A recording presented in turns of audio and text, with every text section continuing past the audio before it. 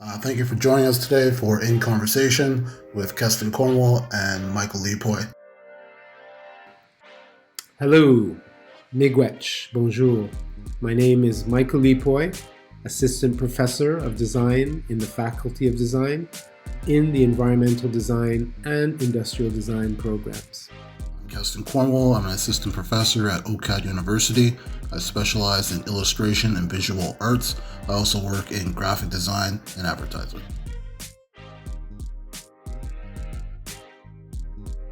All right, so thank you for joining me today. Thank you for having me and giving me this opportunity. Amazing. Could you please just give everyone your name and contact info if you want to share that, or website? Sure. My name is Aicha Haidara, and I'm a maker and designer. My email is aishushahdr9@gmail.com, and my Instagram, I have three. So my personal one is haidara.studio. My art is haidara.art, and my jewelry and textile stuff is haidara.atelier. Amazing. Thank you. You're We're very just going to jump right into questions.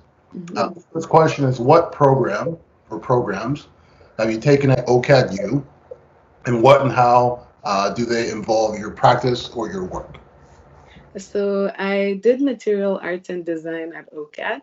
And initially, I was in graphic design, and then I realized how much I hate using digital software.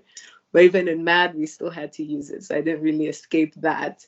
So in material arts and design, like we do, again, jewelry and textiles. So we learn weaving, um, we learned surface design and actually constructing different types of fabrics and knits.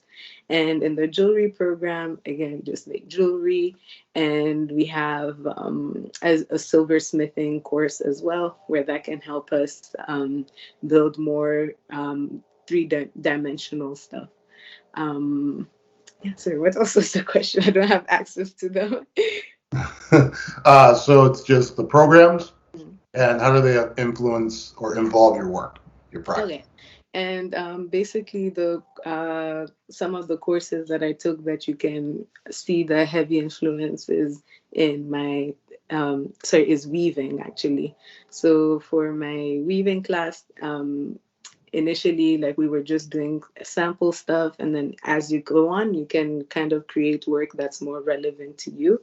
So in my thesis, I decided to include that by making my own fabric. And then the surface design aspect of it is through beading and embroidery, which is also included in my work. Awesome. Thank you. Can you give those watching and listening a brief, informal description of your work and what inspires you? For sure. So, for my work, I really like to look at traditional African mythology as well as the past. A lot of my work, whether it's art or design, really I try to reflect on the past and what are the ways that people before me have created things. I really love learning like traditional making methods, again, like weaving, screen printing, and like traditional oil painting. And again, the things that really inspire me are my heritage. I'm from Mali. I was born in Timbuktu. And from there, I kind of moved around the world. Well, not the world, but mostly around Africa. And then I came here. Um, and each place I go to, like I draw inspiration from, and that becomes a part of my work because that also becomes a part of my identity since I left home so young. Um, but yeah, like I just love to be really inclusive of all the parts that make me up and that make up like other Africans, including the diaspora, just to make something that can be for us by us. All right, awesome. What in that you kind of answered this, but what interests you the most about your field that you're working in or that you're kind of moving towards?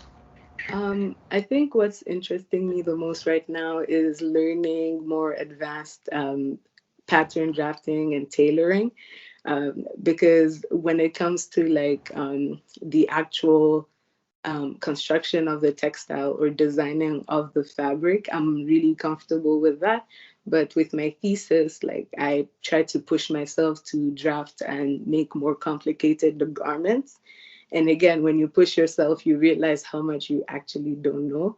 So for the future, I think my main interests are kind of getting into a bit more of a couture route, but we'll see. All right. Mhm. Interesting. Could you please describe your process, how you work? Um, my process is kind of all over the place.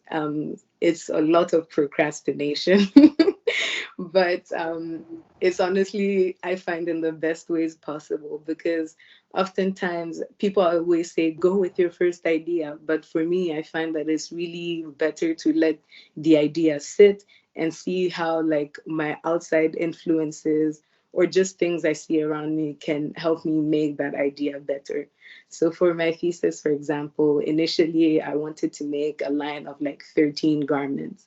But then as I went on, as I did research, even before drafting the patterns, I realized that like right now what's really in is like sustainability, and those are things I also care about, whether like it's the hot topic or not. So that helped me to push my thesis. Instead of creating 13 individual garments, I created some that were reversible and so that they can be all worn with each other. I decided to think of the size inclusive aspect of things. So I added a panel on the inside so that it can allow for like more growth.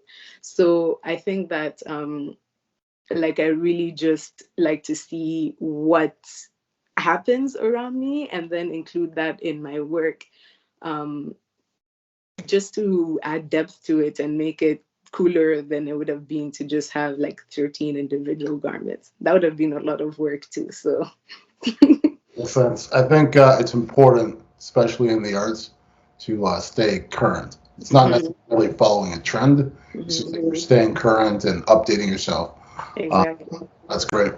Can you briefly explain your experience at OCAD?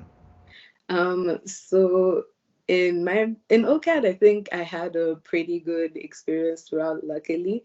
But then again, I am in a small program where we really get to build like personal relationships with our profs. They understand what our needs are, and they also like if we have issues, we can easily bring it up to them because they're so friendly. And again, because it's such a small program, a lot of us may experience somewhat of the same things.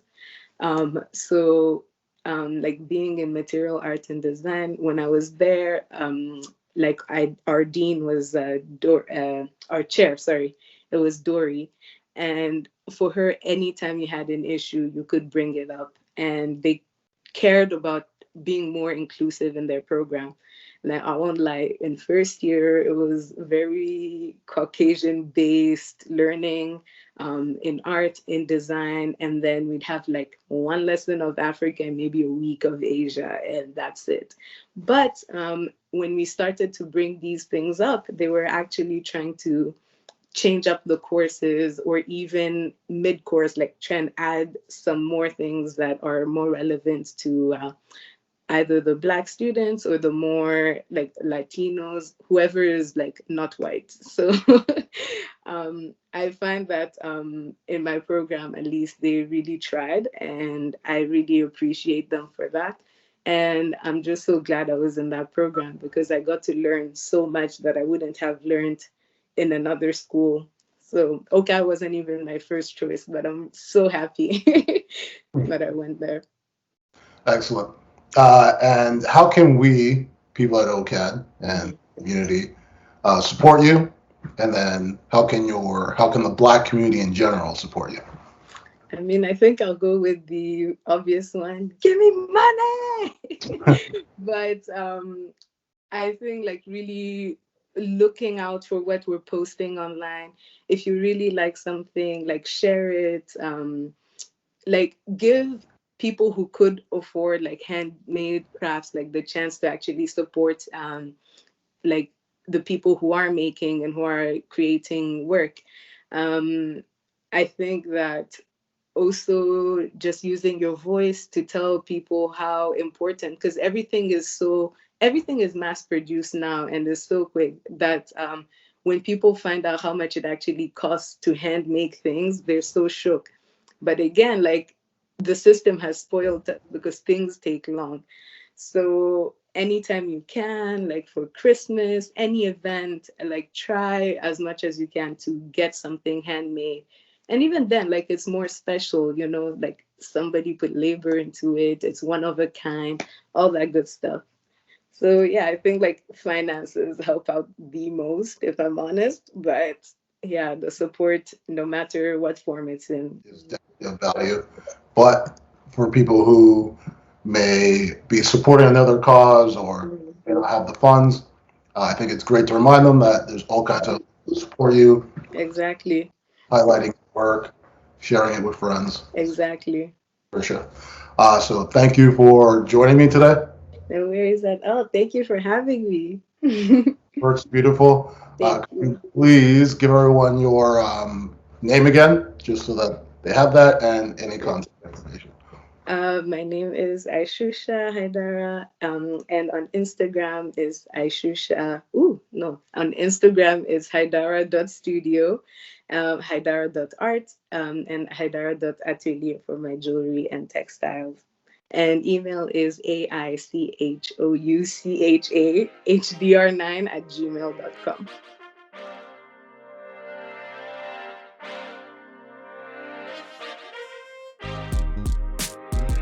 Be sure to check out our next episode, blackocadu.ca. Let's go.